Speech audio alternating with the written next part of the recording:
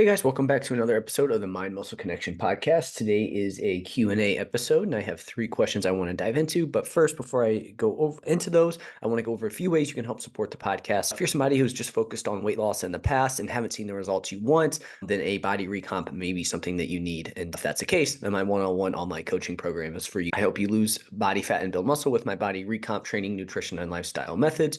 We look at things like your lifestyle and biofeedback to individualize your training and nutrition program to you and your specific needs. There's also at least 1 to 2 bottlenecks outside of the training protocol that we figure that are keeping you from seeing the results you want to see. And this typically holds people back more than they think there with that. And usually it's outside of like your calories and macros. It's usually the mindset around it, again, your lifestyle, things like that. So if you are interested in this, you can click on the link in the show notes, or you can reach out to me on Instagram and we can chat about this in more detail. If you aren't interested in full coaching, I do one-on-one consultations where we troubleshoot any issues you have and or map out a game plan for the next couple months. If you aren't sure what a body recomp is, but you'd like to learn more, then I have my free masterclass on body recomp, what it is, how to do it, and you can find the link to that in the show notes. And again, it's completely free and you will get that sent over via email. Next, if you haven't yet, give me a follow on Instagram, Jeff, HOEHN_. That's where I'm most active on social media. You can reach out to me with any questions you have there with that. And then lastly, if you found this podcast to be helpful in any way, if you could leave a rating and review, and that will help more people find this podcast. With that out of the way, let's dive into today's topic. I also have my podcast buddy, Dale, our puppy, here in the office with me today. I don't think he's going to make any noise or anything like that, but you never know with a 4-month-old puppy, what they're going to do or what their next move is. They just go second by second in terms of how they feel. Yeah, let's go into the question. So my first question I had today was differences between training for strength and training for muscle growth. And I really liked this question because this is something that I think a lot of times people get confused with. And let me first state, there is a ton of overlap here in terms of what to do and what we'll talk about what that looks like. However, as you start to kind of want to focus more on one or the other, I do think things do start to diverge at a certain point, right? And you do need to figure out, hey, what's more important to me? And so again, there is some overlap, right? So what's the overlap? In order to gain either of them, you need to perform some type of resistance training, right? So in that case, it's if you start lifting, you're going to get stronger, you're likely going to build some muscle, right? And again, you need to make sure you lift in order to develop both of those things, right? So there's some overlap from that standpoint. You may use the same modalities, right? You may use barbells, you may use machines, you may use dumbbells in both of those. So again, there's some overlap there with that. And if you're getting stronger, you're lifting more weight, you're likely going to be building some muscle. And if you're building more muscle, you're likely going to be getting stronger in the process as well. However, there does come a point to where you do need to get more specific, right? And where things do start to diverge a little bit there with that. And I kind of want to spend the rest of the time talking about that. But I think the first thing to note is that there is a ton of overlap and you don't necessarily need to get super hyper focused unless, say, you're training, you train mostly in the 1 to 5 rep range and you'd like to build more muscle than you currently have and it's not working. Well, then you probably want to start to focus a little bit more on hypertrophy style training. Maybe you're somebody who you lift a lot in like the 8 to 12 rep range, but you would like to be stronger in the 1 to 5 rep range. At some point, yes, you're going to have more muscle and by training in the 8 to 12 rep range, but at some point you'll likely want to be a little bit more specific with training in that 1 to 5 rep range if you want to improve that specifically. So there's that. So let's talk about the differences. So I think strength is more of a skill. And so what that means is you can be very strong and not necessarily be like the biggest person in the world either, because there's a skill component to it. And what I mean by that is if you're only training in the 8 to 12 rep range, like for a lift, and then you try to the next day go and try to do something in the 1 to 3 rep range, you're probably going to struggle and you're not going to be able to express your true strength at that point because you do need to practice that skill of lifting in that rep range. So it is a skill and it takes some time to develop. And if you have taken time away from like the 1 to 5 rep range and you come back, like you are going to have to give it some time to build that skill back up there with that. And I'll talk about how else it's skill related. You probably also want to make sure you're not overly fatigued overall. Strength is something that is shown when you aren't in high fatigue state. If you do have a lot of kind of residual fatigue going on, you've been training a lot, high training volumes, it is going to mask some of your true strength. And so this is where you can start to see if you're somebody who just randomly does a 1 rep max to see where you're at, you're likely not going to be able to actually see what your 1 rep max is, because if you're training in the 5 to 12 rep range, you're training pretty high training volumes, you haven't really practiced the 1 rep max, you're not going to really be able to express that strength there with that. And then also you do need to train specific movements. With this, like if let's say you train the leg press but you want to get stronger at the squat, there is going to be some carryover to the squats in terms of that strength. However, if you really want to get stronger at the squat, you need to practice that specific movement. And that comes back to the skill component. There's going to be some carryover because you're just using generally the same muscles there on that. But again, if let's say you're getting ready to try to hit a 1 rep max and you're like, I'm just going to leg press, I'm just going to get my quad strong. Again, you're going to struggle because there's that skill component to it. You need to make sure you practice specific movements there with that. So that's another aspect there with it. And again, to really build strength, you probably want to be in those whatever rep range you want to get stronger in, you need to train that rep range. So if you do want to see your just overall max strength improve, you probably need to spend some more time closer to in that 1 to 5 rep range there with that. So again, we want to be in those lower rep ranges, which would mean that you're lifting with heavier weights. So you want to make sure that you are training with heavier weights in that process. You also probably don't want to go to failure often when training for strength. So if you're training in that 1 to 3 rep range, you likely don't want to sit there and go to your absolute failure every single time. And the good news is you don't have to. You can keep a couple reps in the tank so long as that weight is moderately heavy in that 1 to 3 rep range. Now, if you do a set of 3 and it's, hey, that was like a 5 RPE, okay, that's probably not going to be super conducive to building more strength at a certain point. You probably need to get closer to 6 to 7, 8 RPE, but you don't need to go to 10 RPE where you're just like grinding that weight up every single time. That's probably going to be very fatiguing. And again, it's just something that you don't necessarily have to do there with that. So we can stay a little bit further away from failure when we are strength training. So just to sum it up, strength is more of a skill. It's going to go down under high fatigue conditions. And when you don't practice that specific rep range that you're trying to be in. We also need to train specific movements because of the skill component. If you really want to build max strength, you probably need to train in those lower rep ranges, think like 1 to 5, 1 to 6.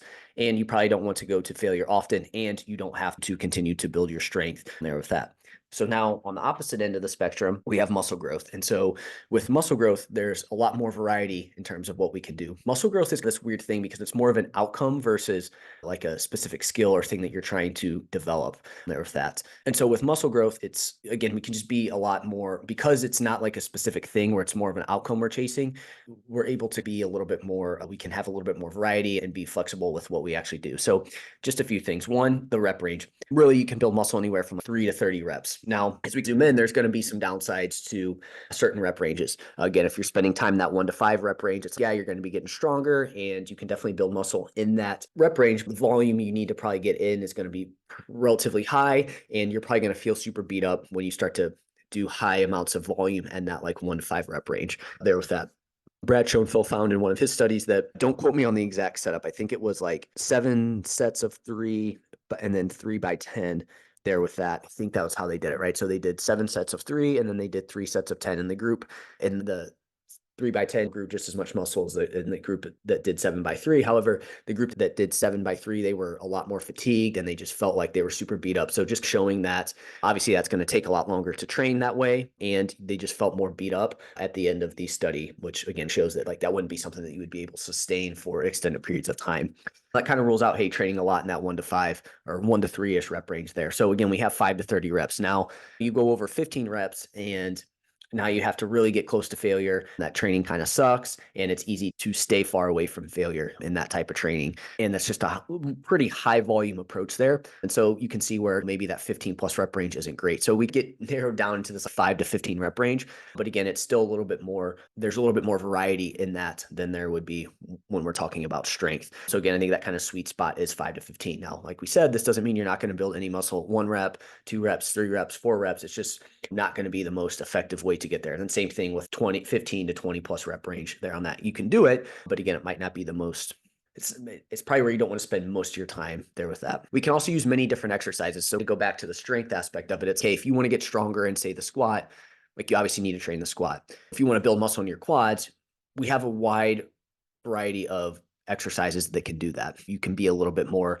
there's just more variety. You don't have to be like, oh, hey, you have to do back squats to build muscle in your quads. You can do leg press, you can do hack squat, leg extension, lunges, So there's just a lot of different things that you can play around with and exercises there with that. And it's probably from a muscle building standpoint, it's probably better to have some variety in there. For example, for if you want to really maximize your quads, you probably don't just want to do back squat. You probably want to do a back squat with a leg extension and a lunge, or you could do back squat, leg press, and leg extension. You want to have this variety. But again, if you're trying to just build strength in one thing, we know that things like leg press, leg extension may have some carryover, but you need to specifically train that exercise there's that because of the skill component. Also with building muscle, you want to probably spend more time closer to failure. So I talked about with strength training, it's probably better to leave a couple reps in the tank and to not really train at that 10 RPE, 0 RIR often.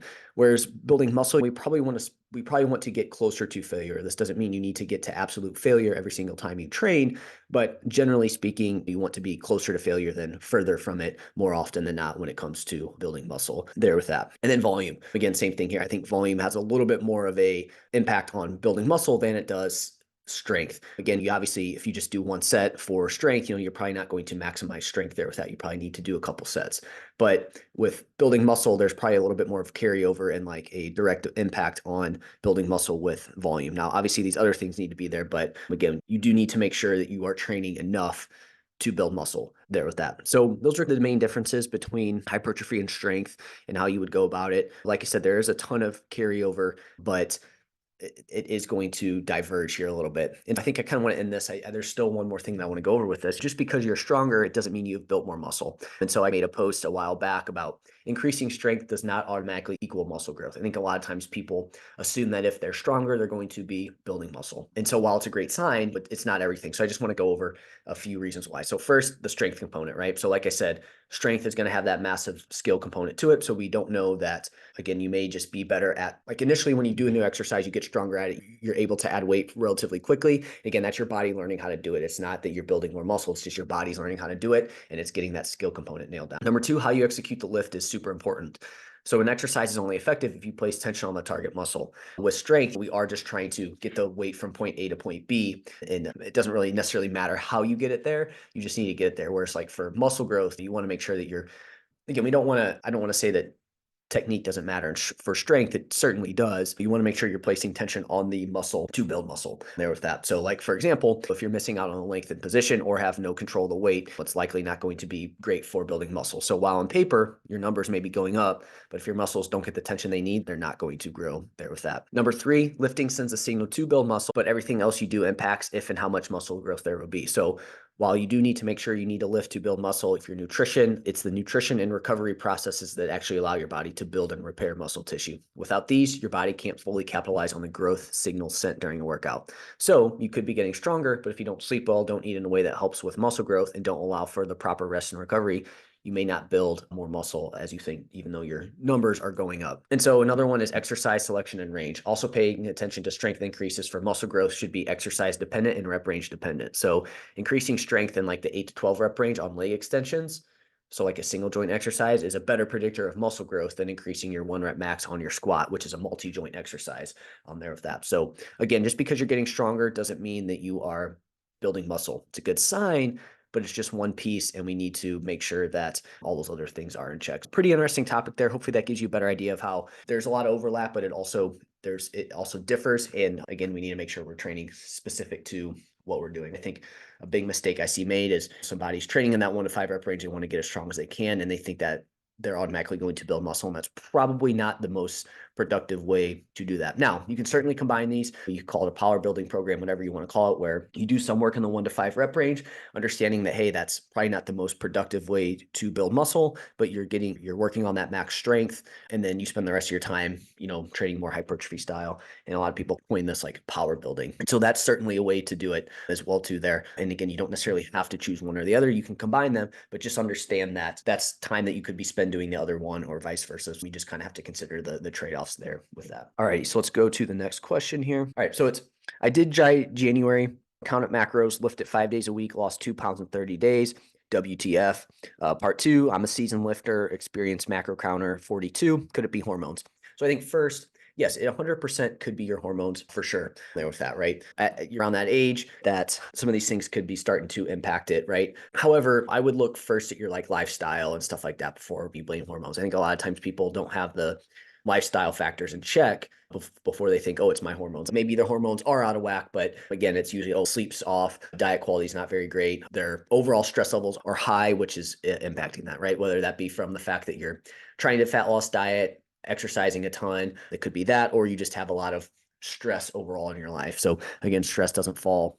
It's not just like perceived stress of, oh, hey, today sucked, that was stressful. It's also, hey, what's the kind of stress that you're putting on your body? And again, a lot of people forget that being in like a low energy state can impact your hormones as well too. So again, something to look at there with that. So there are a few things that I would look at here with this. So again, you lost only 2 pounds in that period of time. Did you lose any weight prior to this recently? So it could be a thing where, hey, you went into November and December and you lost 5 to 10% of your body weight. So again, once you start to lose more weight, it's going to be tougher to continue to drop more and more weight. So that would be the first thing I would look at and ask that I would follow up with this. I would want to know if you were in a fat loss phase recently, how much weight did you lose, or did you just start your fat loss phase? Because again, those would be two different things. Again, if you're someone who had already lost some weight, you've been trying to fat loss diet for the 3 or 4 months before this, that's going to be a different response than someone who just started and they only lost a little bit of weight initially. The person who just started, again, we're going to double check on these other things. The person that already had lost 5 to 10% of your body weight, it just is a sign that, hey, you might need to take a break from fat loss for a period of time. My next big one here is, are you tracking average weight for the week? Or are you just going off of single weigh-ins? And this was something I did follow up with this specific person. And they told me that they were just they weighed in at the beginning of the month and they weighed in at the end of the month. And that was the only time. And so I think that's a big mistake, because if we're going off of just single weigh-ins, there's a lot of noise from a water weight fluctuation standpoint that could be causing some issues there. I've seen this many times where, especially in women in particular, because of the menstrual cycle, their water weight fluctuations will be a little bit more all over the place, I guess is a good word to say there with that. So if you look at those two weigh-ins, yeah, you only lost 2 pounds. But if we look at our average weight for the week, it's like it did trend down week over week, 1 to 2 pounds, like 1 pound per week. That's 4 pounds. But then when you look at a single point of, hey, I weighed in on a Tuesday and then I weighed in 30 days later on a Wednesday, it might only be 2 pounds. But again, if we were to average it out, it may be trending down. We need to make sure that we're looking at these trends over time and not just one single weigh-in. Otherwise, because I think this specific person told me, they were like, yeah, the scale kind of messes with my head, and I understand that, but when you zoom out and only do it like that, it can mess with your head even more for this specific reason. Whereas if you take it consistently, you can understand these kind of fluctuations that happen from day to day there with that. Next, I would look at adherence. Was it above 90% for the entire month? If it wasn't, that's probably more of your issue versus anything else that's going on, whether it be your hormones. A lot of times when you really are honest with yourself, it's like, yeah, I probably was closer to 70% adherent when I think about it. Again, that's your issue there with that. So you'd want to look at that before thinking it's your hormones.